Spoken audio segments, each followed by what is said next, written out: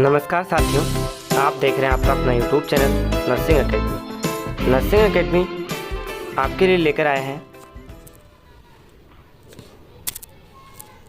मॉस्पी NCLEX RN series medical surgical nursing question number 3012-310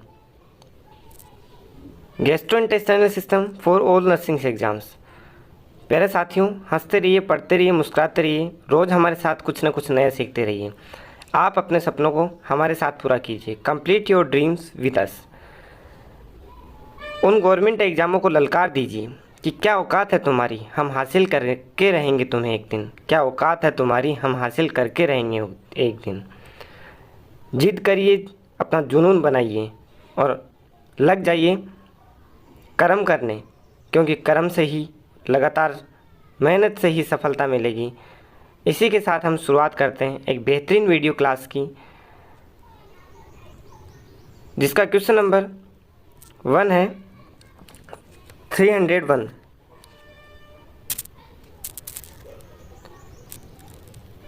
Which explanation is most accurate when the nurse teach a client about intussusception of the bowel?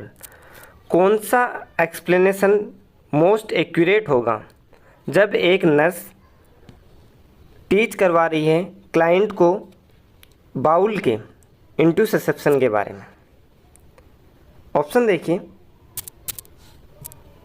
Option 1, kinking of bowel on to itself. Option 1 क्या कह रहा है? Kinking of bowel on to itself. Option 2, a band of connective tissue compressing the bowel. Option 3, telescoping of proximal loop of bowel into distal loop. Option 4, a portion of an organ or part of an organ through the wall that contains it.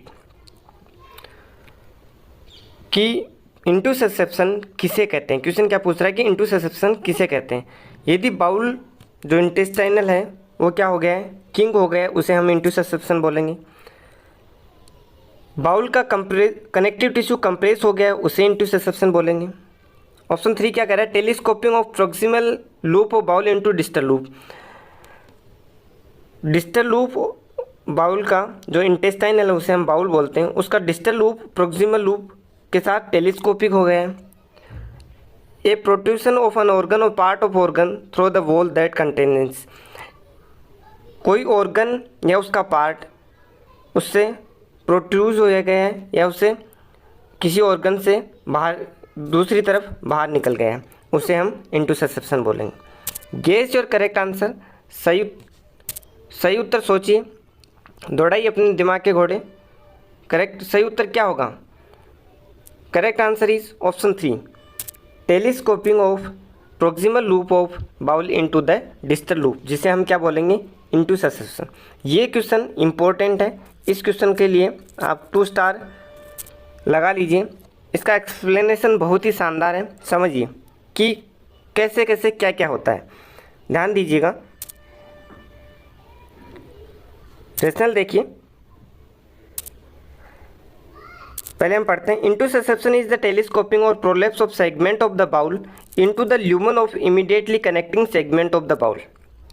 इंटूससेप्शन किसे कहते हैं? Suppose ये एक small intestine है, small intestine है, इसका क्या हो गया?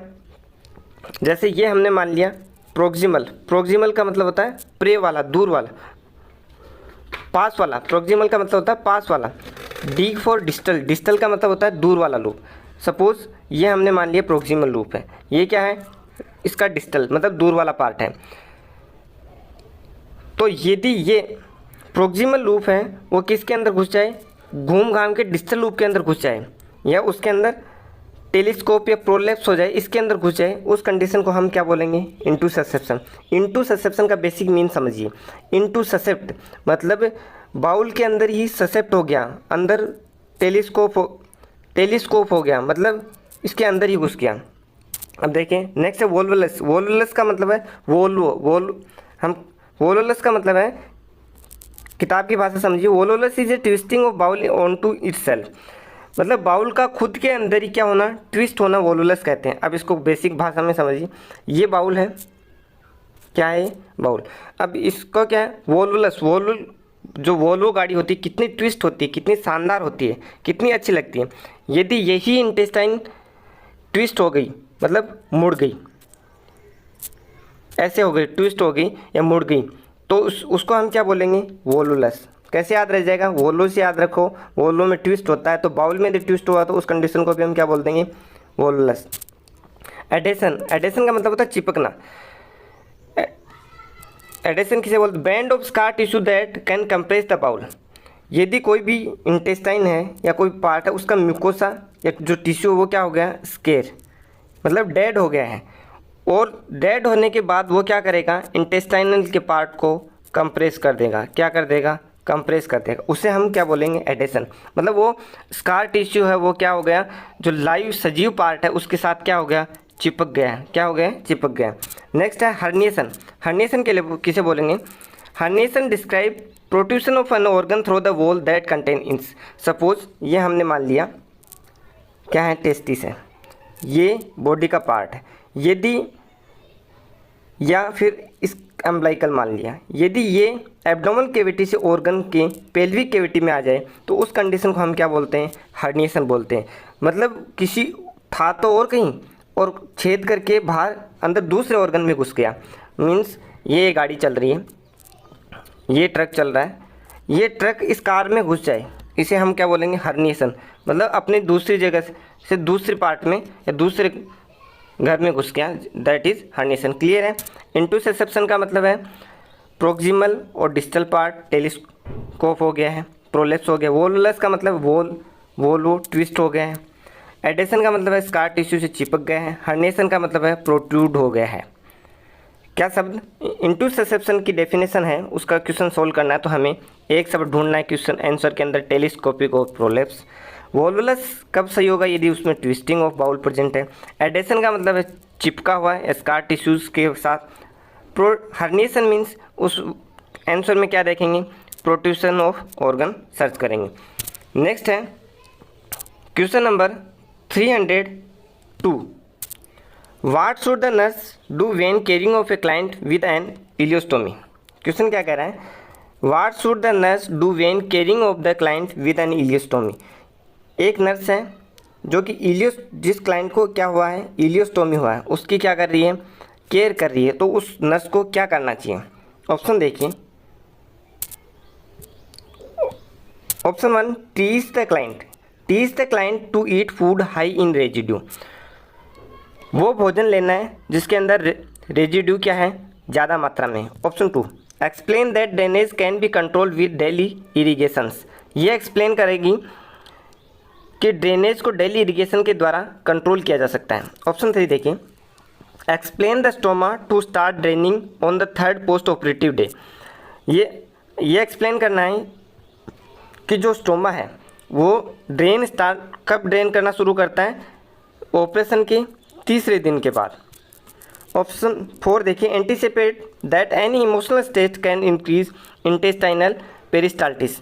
ये एंटिसिपेट करेगी कि यदि कोई भी इमोशनल स्ट्रेस है, कोई टेंशन है, कोई तनाव है, तो वो पेरिस्टाल्टिक मूवमेंट को क्या कर सकता है, बढ़ा सकता है। Guess your correct answer. अपने सही उत्तर सोचिए, अपने नोटबुक में लिखिए ताकि आप वीडियो ख़त्म होने के बाद मिलान कर सकें कि आपकी तैयारी प्रिपरेशंस कैसी है। और नोटबुक पेन लेके जो इम्पोर्टेंट बताऊं उसका की नोट बना लीजिए ताकि एग्ज़ाम्स के समय आप रिवाइज कर सकें। क्या होगा इसका आंसर, कमेंट बॉक्स में लिख के बताइए, तो मुझे पता चलेगा कि आप तैयारी कर रहे हैं या नहीं कर रहे हैं, ताकि मैं वीडियो जल्दी से जल्दी आपके लिए लेके आ सकूं और एग्ज़ाम्स में आपका सिलेक्शन करा सकूं। यही मेरी हार्दिक खुशी है, इसी से ही मुझे खुशी मिलेगी। 10 बंदे, 2 बंदे, 1 बंदा सिलेक्ट होता है तो मेरा दिल गार्डन हो जाएगा। दोस्तों, मेहनत ही, लगातार मेहनत ही सफलता की कुंजी है। तो इस क्वेश्चन का आंसर क्या होगा, correct answer is option 4। Anticipate that any emotional stress can increase intestinal peristalsis. Ileostomy की केयर कर रही है तो नर्स ये एंटिसिपेट करेगी कि कोई भी इमोशनल स्ट्रेस है वो क्या करेगा, इंटेस्टाइनल का जो पेरिस्टाल्टिक मूवमेंट है पेरिस्टाल्टिक मूवमेंट कौन सा होता है? जो आहार नाल है उसके अंदर जो भोजन का मूवमेंट होता है उसे हम पेरिस्टाल्टिक मूवमेंट बोलते हैं। अब रेशनल देखिए, रेशनल क्या कह रहे हैं समझिए, ध्यान दीजिए। Emotional stress of any kind, emotional stress of any kind can stimulate peristalsis and thereby increase the volume of drainage. कोई भी इमोशनल स्ट्रेस है पेशेंट का, वो उसका पेरिस्टाल्टिक मूवमेंट को स्टिमुलेट कर देगा। पेरिस्टाल्टिक मूवमेंट का मतलब है जो कंटेंट है इंटेस्टाइन के अंदर उनका मूवमेंट बढ़ना। यदि मूवमेंट बढ़ेंगे तो क्या होगा? ड्रेनेज भी बढ़ेगा, वॉल्यूम का ड्रेनेज बढ़ेगा। तो नर्स को केयर कर रही है तो उसको इंस्ट्रक्ट करेगी पेशेंट को कि आप स्ट्रेस कम करिए, स्ट्रेस मत लीजिए। Next, client should be encourage to eat regular diet. पहला ऑप्शन क्या कह रहा है कि teach the client to eat food high in residue. High residue की जगह उसको कौन सी डाइट देनी है? इलियोस्टोमी केयर के दौरान रेगुलर डाइट। कौन सी डाइट देनी है? Regular diet. की नोट बना लीजिए कि इलियोस्टोमी के पेशेंट को कौन सी डाइट देते हैं? Regular diet. Ileostomy drainage is liquefied and continuous. Ileostomy drainage कैसा होता है? लिक्विडिफाइड होता है और कंटिन्यूस होता है। किस फॉर्म में होता है? लिक्विड फॉर्म में। किस फॉर्म में? लिक्विड फॉर्म में। सो इरिगेशन आर नॉट इंडिकेटेड। तो उस कंडीशन में हमें इरिगेशन की रिक्वायरमेंट नहीं पड़ती। यदि ये सॉलिड फॉर्म में होता तो हमें उसको पतला करने के लिए, बाहर निकालने के लिए इरिगेशन की ज़रूरत पड़ती है। इलियोस्टोमी ड्रेनेज क्या होता है? लिक्विड फॉर्म होता है, तो वो बिना इरिगेशन के ही क्या हो जाएगा? बाहर निकल जाएगा। Stoma will start to drain within the first 24 hour after the surgery. Ileostomy के पहले 24 घंटे के बाद ही जो स्टोमा बनाया है, जो ओपनिंग, स्टोमा का मतलब होता है ओपनिंग, जो सर्जिकल ओपनिंग बनाई है उससे ड्रेनेज होना कब शुरू हो जाता है? पहले 24 घंटे में ही। इसलिए जो ऑप्शन 3 था जिसके अंदर दिया हुआ था कि कितना first, third, fourth operative day के बाद ड्रेन होता है, तो उसको हम एलिमिनेट कर देंगे, क्रॉस कर देंगे। नेक्स्ट क्वेश्चन है क्वेश्चन नंबर 303। क्वेश्चन क्या कह रहे हैं? A client had part of the ilium surgically removed. एक क्लाइंट है जिसका इलियम का पार्ट सर्जिकली क्या कर दिया गया है? रिमूव कर दिया गया। Why is it necessary for the nurse to monitor the client for clinical indicator of anaemia. ये क्यों आवश्यक है कि नर्स को एनीमिया का जो क्लिनिकल इंडिकेटर है वो क्या करने चाहिए? मॉनिटर करनी चाहिए। ऑप्शन देखिए,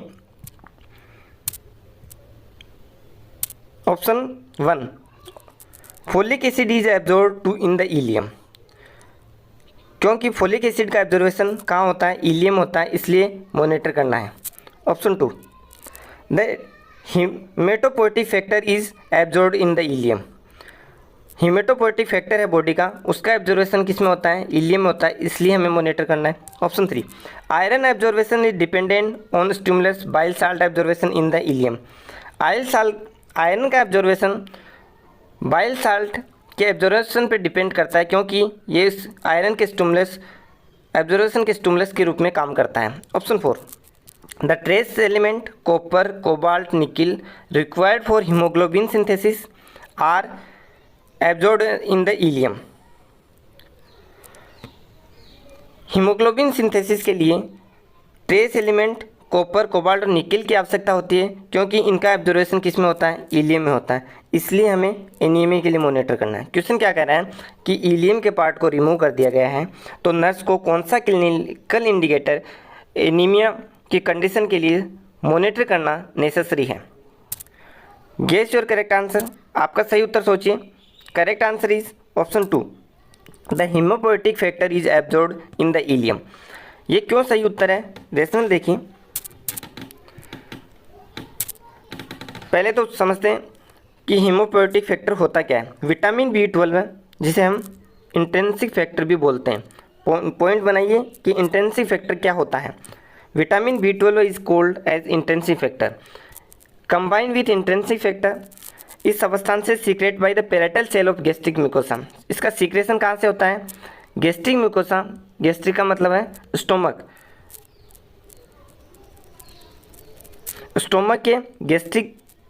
स्टोमक के जो पेराइटल सेल हैं उसके म्यूकोसा से सीक्रेट होता है, फॉर्मिंग हेमेटोपोएटिक फैक्टर, जो कि हेमेटोपोएटिक फैक्टर का निर्माण करता है। Haematopoietic factor is absorbed in the ilium. Haematopoietic factor का एब्जॉर्वेशन कहाँ पे होता है? इलियम के अंदर। कहाँ पे होता है? इलियम के अंदर। From which is travel to the bone marrow and stimulate erythropoiesis, जहाँ से इलियम से कहाँ पे आ जाता है? बोन मेरो के अंदर आता है और आरबीसी निर्माण को, इरिथ्रोपोइसिस को स्टिमुलेट करता है। इरिथ्रोपोइसिस किसे कहते हैं? Formation of RBC. आरबीसी के निर्माण को इरिथ्रोपोइसिस कहते हैं। पोइसिस मतलब पोना, हम रोटी पोते हैं ना, पोते हैं मतलब बनाते हैं। इरिथ्रोपोइसिस आरबीसी को पो रहे हैं, मतलब आरबीसी का निर्माण कर रहे हैं। दोबारा रिपीट कर रहा हूँ, विटामिन B12 एक इंट्रिंसिक फैक्टर है। विटामिन B12 इंट्रिंसिक फैक्टर है जो कि स्टोमक के पेराइटल सेल में सिंथेसिस होता है, जो हेमेटोपोएटिक फैक्टर का निर्माण करता है, जिसका अवशोषण किस में होता है? इलियम में होता है और इलियम के अंदर इरिथ्रोपोइसिस को या आरबीसी के निर्माण को स्टिमुलेट करता है। यदि इलियम के अंदर हमने क्या कर दिया? इलियम को हटा दिया। इलियम को हटा दिया तो हेमेटोपोएटिक फैक्टर है जो उसका अवशोषण नहीं होगा। उस कंडीशन के अंदर उस क्लाइंट को क्या हो सकता है? एनीमिया हो सकता है। तो जो फैक्टर्स हैं हम क्या देंगे? मेडिसिन के थ्रू बॉडी से बाहर से देंगे। क्लियर है? Folic acid is not absorbed in the ileum. Folic acid का एब्जॉर्वेशन इलियम में नहीं होता है। Iron absorption does not occur in the ileum. Iron का एब्जॉर्वेशन भी इलियम में नहीं होता है। Trace element of these substances are not absorbed in the ileum. जो ट्रेस एलिमेंट हैं, सब्सटेंसेज हैं, उनका एब्जॉर्वेशन भी इलियम में नहीं होता है। तो कहाँ होता है? तो एब्जॉर्वेशन कहाँ पे होता है?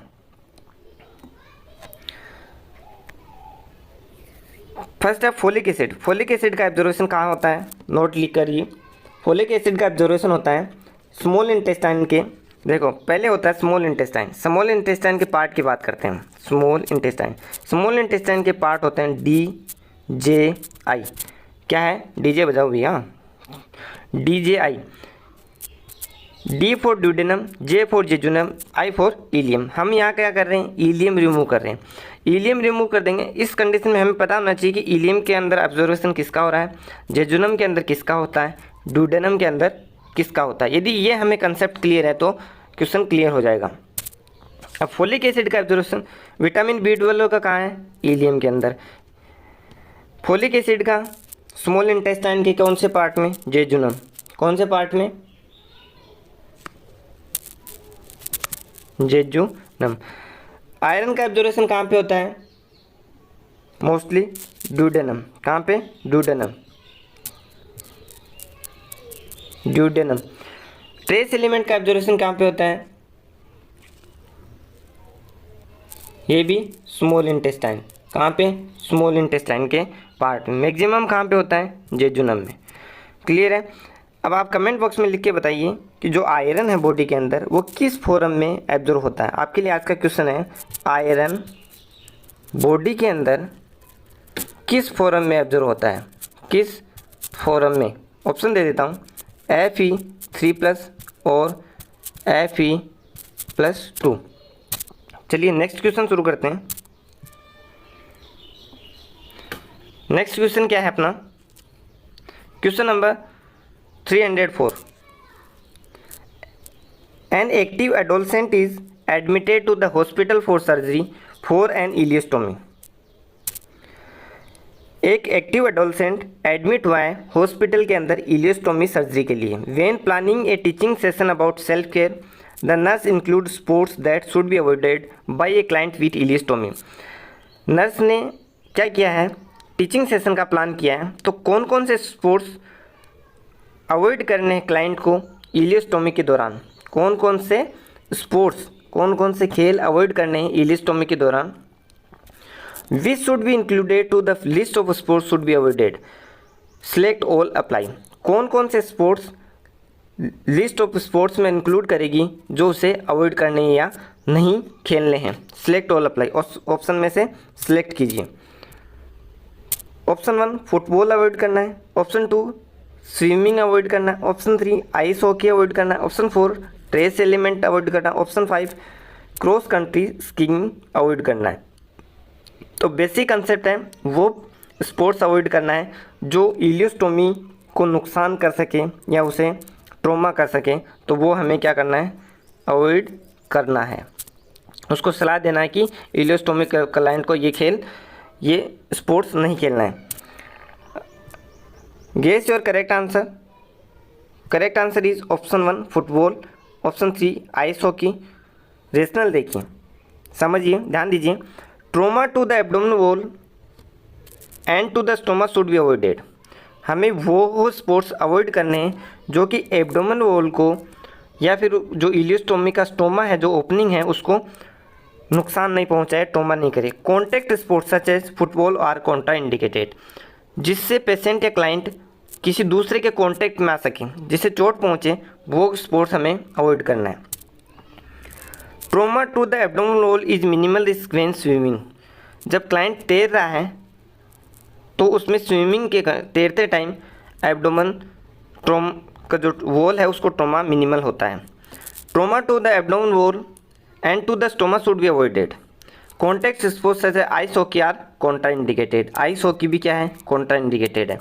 Trace element are not associated with trauma to the abdomen wall. जो ट्रेकिंग इवेंट है, ट्रेकिंग इवेंट से क्लाइंट ट्रेक करता है तो किसी के कांटेक्ट में नहीं आता है, उस कंडीशन में भी एब्डोमिनल वॉल को ट्रोमा एसोसिएटेड से ट्रोमा नहीं होता है। Cross country skiing is not associated with trauma to the abdominal wall. That means कौन कौन से स्पोर्ट्स अवॉइड करेंगे जो ट्रोमा करें, वो क्या करना है, अवॉइड करना है। कौन कौन से खेलेगा जो उसको नुकसान नहीं पहुंचाए और उसकी फिजिकल एक्टिविटी को भी बनाए रखे। तो इलियोस्टोमी वाले क्लाइंट स्विमिंग कर सकता है, ट्रेकिंग कर सकता है, क्रॉस कंट्री सीकिंग कर सकता है। कौन सा नहीं कर सकता, फुटबॉल नहीं खेल सकता, आइस हॉकी नहीं खेल सकता। नेक्स्ट क्वेश्चन है क्वेश्चन नंबर 305। इंपॉर्टेंट क्वेश्चन है इस वीडियो का, बहुत ही महत्वपूर्ण क्वेश्चन है, काफ़ी बार एग्जाम्स में रिपीट हुआ है। A client is schedule for colonoscopy and the health care provider order a tap water enema. In which position should the nurse place the client during the enema. एक client है जिसको colonoscopy schedule हुआ है, उसको tape water enema देना है, तो उसके लिए कौन सी पोजीशन देंगे। इंपॉर्टेंट क्वेश्चन है। ऑप्शन देखिए, ऑप्शन 1 लेफ्ट सिम्स पोजीशन देंगे, बैक लाइन पोजीशन देंगे, option 2, option 3 knee chest position देंगे, ऑप्शन 4 मिड फोल्डर पोजीशन देंगे। Guess your correct answer. सही उत्तर सोचिए, कमेंट बॉक्स में कमेंट करिए। That is correct answer is option 1 left Sims position. कौन सी पोजीशन देंगे, लेफ्ट सिम्स पोजीशन। रेशनल देखिए क्यों देंगे, क्या कारण है कि कोलोनोस्कोपी के टेप वाटर एनिमा के लिए लेफ्ट सिम्स पोजीशन क्यों सूटेबल है। रेशनल देखिए, ध्यान दीजिएगा। To take advantage of the anatomical position of the sigmoid colon and the effect of gravity, the client should be placed in the left Sims और left side lying position for the enema. क्या होता है, suppose patient है तो colonoscopy के अंदर जो body का ड्रेनेज है, उससे हमारा पर्पज़ क्या है, एनिमा देने का। जो ड्रेनेज है, जो सॉलिड है, उसको क्या करना है, बाहर निकालना है। तो ड्रेनेज का प्रॉपर्टी क्या होता है, किस पे काम करता है, ग्रेविटी के प्रॉपर्टी पे काम करता है। तो इस जो लेफ्ट सिम्स पोजीशन है, उस कंडीशन के अंदर ग्रेविटी का इफेक्ट है वो क्या रहेगा, ज़्यादा रहेगा। तो क्लाइंट को कौन सी पोजीशन देंगे, लेफ्ट सिम्स और लेफ्ट साइड लाइनिंग पोजीशन देते हैं, या लेफ्ट लेटरल पोजीशन भी बोलते हैं। ये काफ़ी बार एग्जाम से पूछा गया है कि एनिमा के दौरान कौन सी पोजीशन दी जाती है, तो कौन सी, लेफ्ट सिम्स, लेफ्ट लेटरल या लेफ्ट साइड लाइन पोजीशन। क्योंकि इसमें जो विजुअलाइजेशन है सिग्मोइड कॉलन का, वो भी अच्छी तरह से हो जाता है और ग्रेविटी के द्वारा जो ड्रेनेज है वो भी बाहर प्रॉपर अमाउंट पे निकल जाता है। Back line, knee chest, mid Fowler position does not facilitate the flow of fluid into the sigmoid colon by gravity. ये जो पोजीशंस हैं, तीनों पोजीशन, इनसे ग्रेविटी के द्वारा जो फ्लूइड है वो सिग्मोइड कॉलन में नहीं जा पाता है, और जो एनएस है उससे सिग्मोइड कॉलन में नहीं पहुंचने के कारण जो क्या था, स्टूल था, वो बाहर निकलना या प्रॉपर जो मेडिकेशन है उसका एडमिनिस्ट्रेशन नहीं हो पाता है। नेक्स्ट क्वेश्चन देखिए, question number 306. A nurse is educating a client with a colostomy of the ascending colon about using colostomy appliance. एक नर्स है जो कोलेस्टोमी के क्लाइंट को एजुकेट कर रही है जो असेंडिंग कोलन है उसके ऊपर कोलेस्टोमी अप्लायंस का यूज़ कैसे करना है. Which instruction should the nurse provide to help prevent leakage of stool from the appliance. कौन सा इंस्ट्रक्शन नर्स प्रोवाइड करेगी जो स्टूल है उसको लीकेज को रोकने के लिए कि अप्लायंस कैसे अप्लाई करना है. ऑप्शन देखिए. Option 1, irrigate the colostomy to establish an expected pattern of elimination. Colostomy को इरीगेट करना है एक एक्सपेक्टेड एलिमिनेशन का पैटर्न बनाने के लिए. Option 2, empty the appliance when it is approximately 1/2 full with faeces.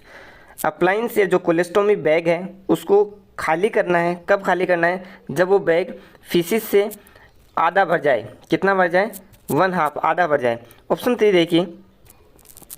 Use an antiseptic to clean the peristomal skin before applying the appliance.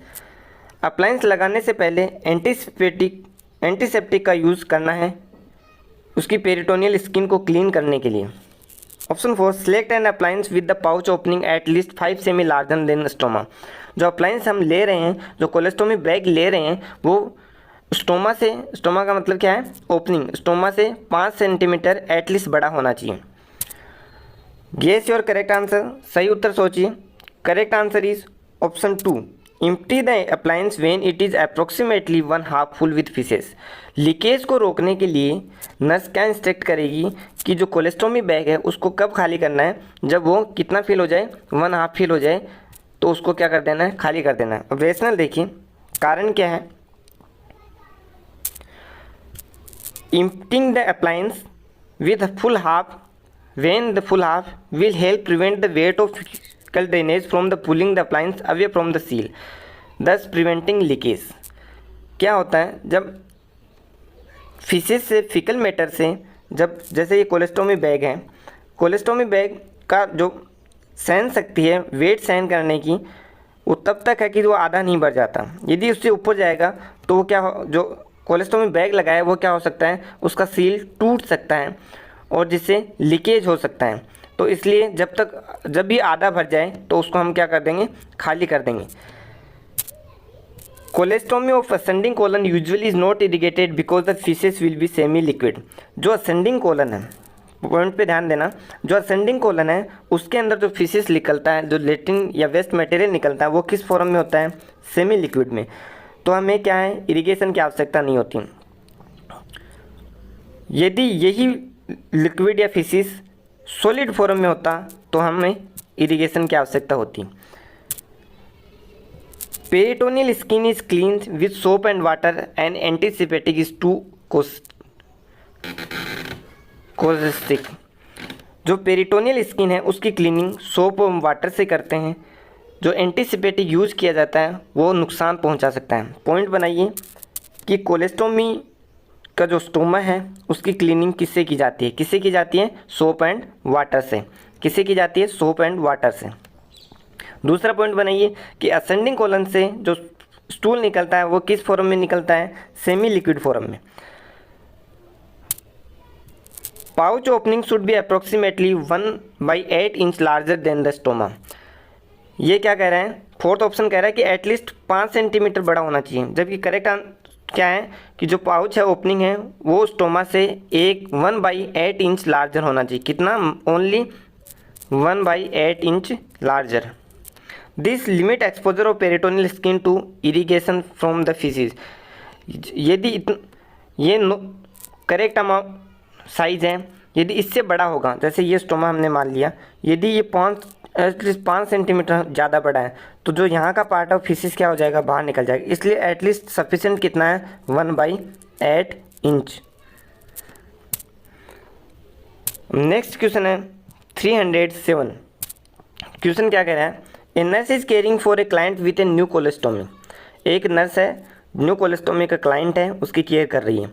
Which clinical outcome is most important for achievement of long range goals associated with adjust to a new कोलेस्टोमी.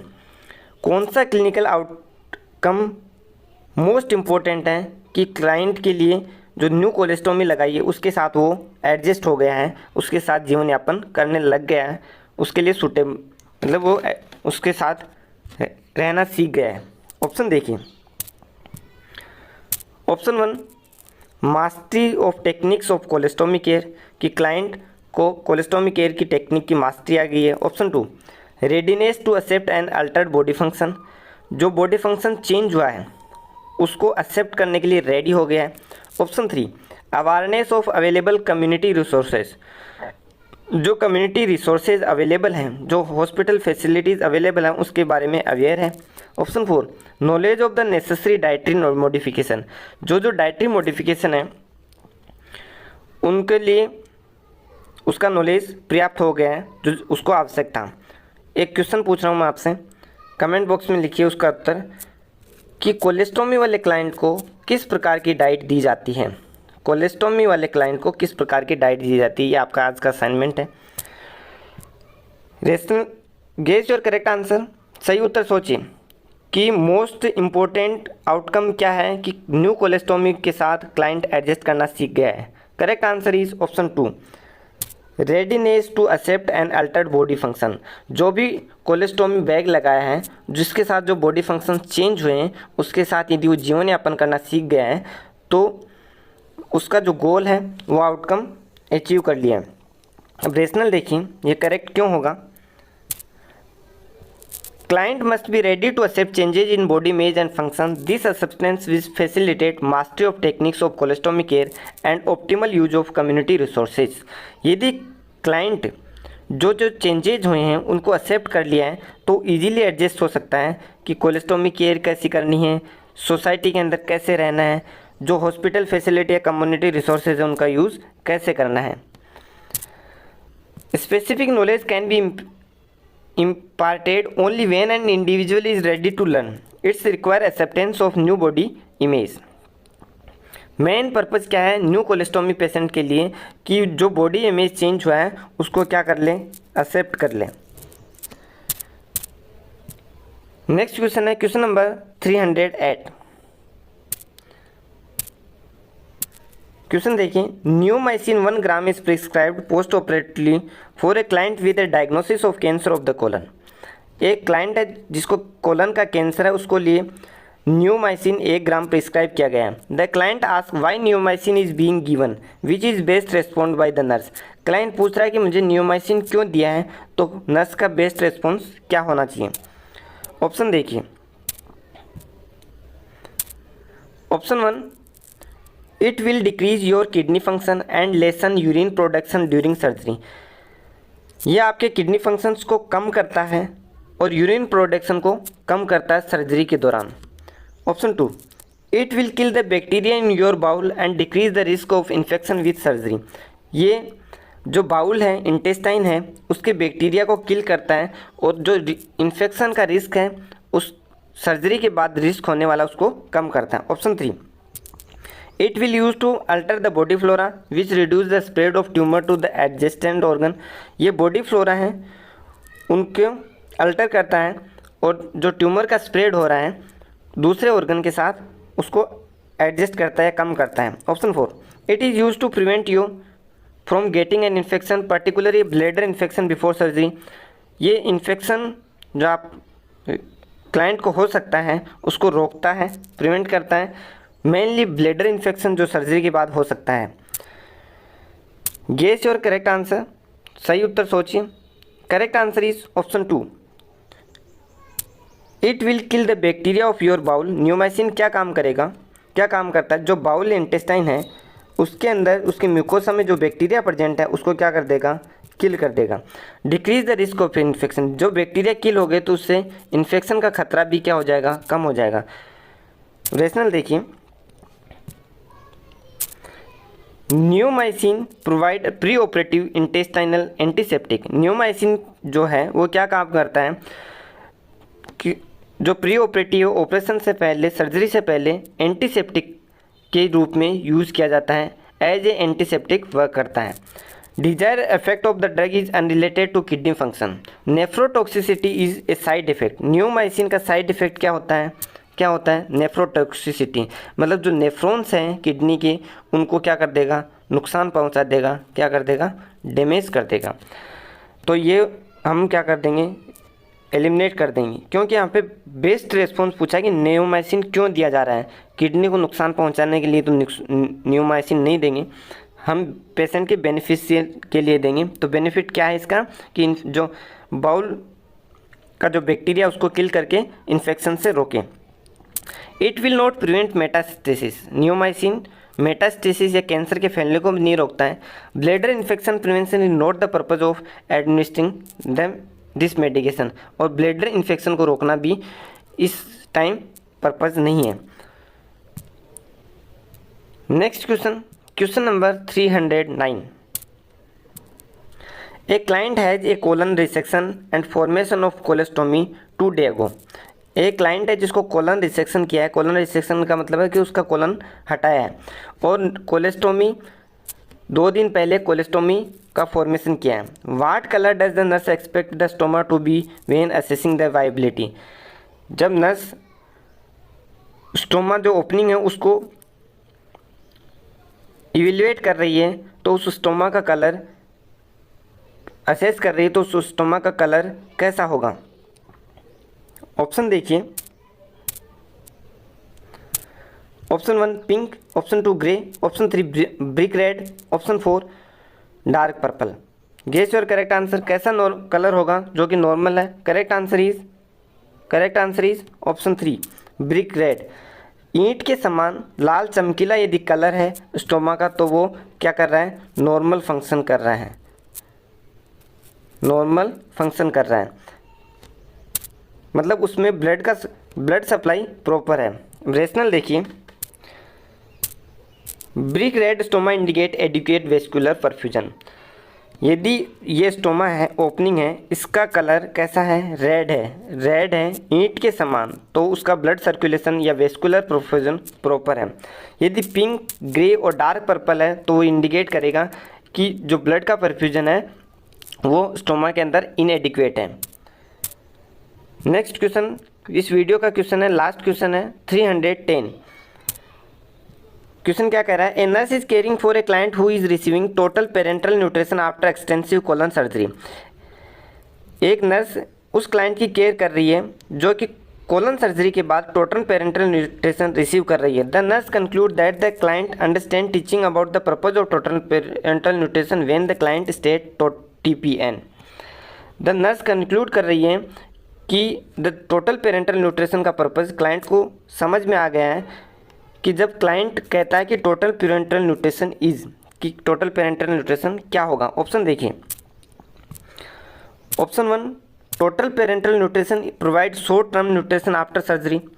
Option 2 assist in providing supplemental nutrition. Option 3 providing total nutrition when GI function is questionable, मतलब total parenteral nutrition तब दिया जाता है कि जब GI system का observation काम नहीं कर रहा है, GI सिस्टम प्रॉपर फंक्शन नहीं कर रहे। ऑप्शन 4 असिस्ट पीपल वे who are unable to eat but have active GI function. ये टोटल पेरेंटल न्यूट्रिशन तब देंगे जब उसका GI सिस्टम तो काम कर रहा है बट पेशेंट खाने के योग्य नहीं है। गेस योर करेक्ट आंसर, सही उत्तर सोचिए क्या होगा। करेक्ट आंसर इज क्या होगा, लिखिए कमेंट बॉक्स में। Correct answer is option 3 provide total parenteral nutrition when GI function is questionable. Total parenteral nutrition client को तब दिया जाता है, तब स्टार्ट किया जाता है जब इसका GI फंक्शन काम नहीं कर रहा। रेशनल देखिए, रेशनल क्या कह रहे हैं, When GI function absorption inadequate, total parental nutrition is nutritional therapy of choice because it provide needed nutrition। जब किसी क्लाइंट का GI सिस्टम काम नहीं करता, कौन सा सिस्टम, GI सिस्टम, उसके अंदर किसी डैमेज होने के कारण एब्जॉर्प्शन प्रॉपर नहीं हो पाता, तो उस टाइम कौन सा therapy, nutritional therapy of choice रहेगा, टोटल पेरेंटल न्यूट्रिशन। कौन सा therapy choice, therapy of choice nutrition की कौन सी रहेगी, total parenteral nutrition. Total parenteral nutrition usually is used with chronic long term therapy, not for short therapy. इसका use हम chronic और long term therapy के लिए करते हैं, न कि शॉर्ट टर्म थेरेपी के लिए। Option 2, TPN use to for total not supplemental nutrition. TPN का यूज़ टोटल न्यूट्रिशन के लिए किया जाता है, सप्लीमेंटल न्यूट्रिशन के लिए नहीं किया जाता। Option 4, this is not the indication for TPN। A feeding tube would be use in the intense. यदि क्लाइंट खा नहीं सकता, अनेबल टू ईट है, तो उस कंडीशन के और उसका GI फंक्शन प्रॉपर काम कर रहा है, तो उस कंडीशन के अंदर क्लाइंट को क्या डालेंगे, RT ट्यूब। फूड किससे देंगे, नेजोगैस्ट्रिक ट्यूब या फीडिंग ट्यूब या RT ट्यूब के द्वारा देंगे।